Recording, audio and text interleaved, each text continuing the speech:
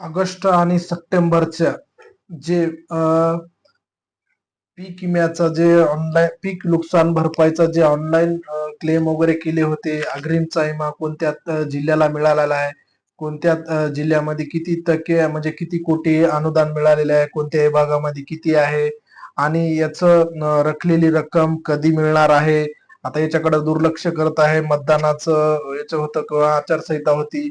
अशा बरेच अडचणी आल्या होत्या आणि त्यांचे बराच कालावधी ते पण निर्माण झाला होता की बाबा की याला पैसे पण मंजूर झाले तर पण पैसे का अकाउंटला आले नाहीत, असं बरेच काही सध्या समस्या आहेत. या सर्व कोणत्या जिल्ह्याला किती कोटी निधी आलेला आहे, नुकसान भरपाई आलेली आहे, याचं सर्व डिटेल आपण या व्हिडिओच्या माध्यमातून आपल्याला बघायचं आहे.